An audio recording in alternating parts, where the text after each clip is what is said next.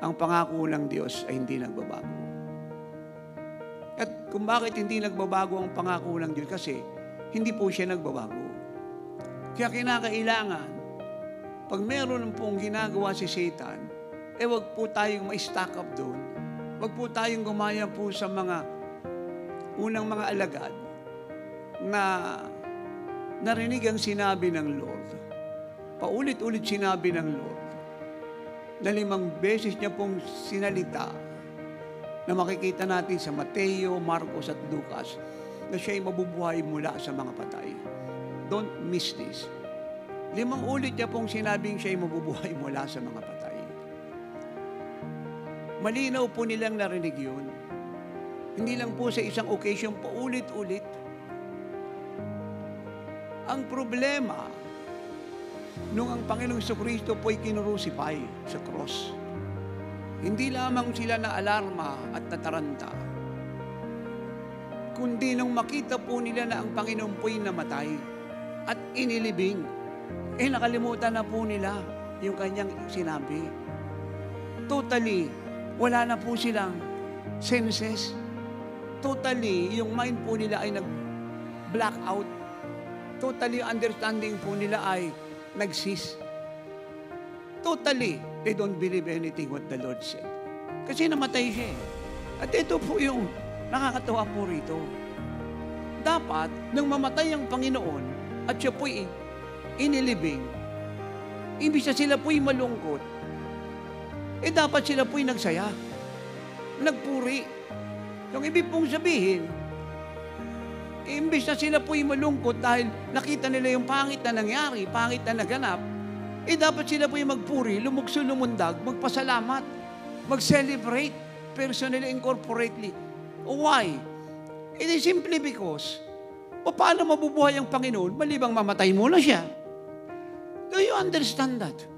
Naunawaan niyo po yun, mga minamahal, mga anak. Ang sabi ng Lord, ako'y mabubuhay mula sa mga patay. So, paano siya mabubuhay mula sa mga patay malibang mamatay muna siya? Yung problema ng mga alagad, na problema nyo rin po, at dapat tapusin nyo na yung problema na yan, mga anak. Doon po tayo nakatingin sa pangit na nangyari na stack up tayo ron. Imbis na tayo po'y magpasalamat, kagaya ng mga alagad, na nung namatay ang Panginoon, mukhang pangit na nangyari, at hindi maganda, at sila'y lumuksot lumundag, dahil nga, hindi siya pwedeng mabuhay malibang mamatay muna siya.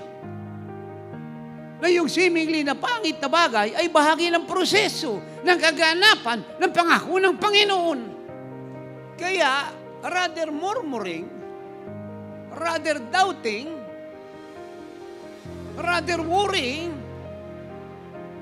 or rather backsliding, and rather living in fear, why don't you celebrate, rejoice, shout, sing, jump, dance, and praise God? Because God is not a man that He should lie. What He say He do and what He promise He fulfill.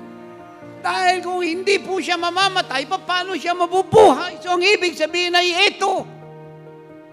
Kinakailangan umalis po tayo doon sa seemingly negative at pangit na bagay. Doon tayo tumingin sa ipinangako niya sapagkat hindi yun pwedeng magbago. At pag sinabing doon tayo tumingin, ang ibig sabihin, ini-expect natin, po!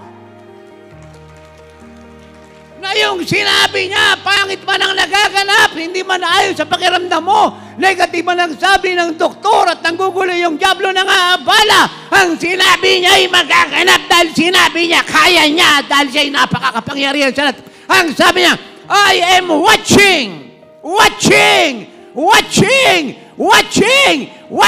my word.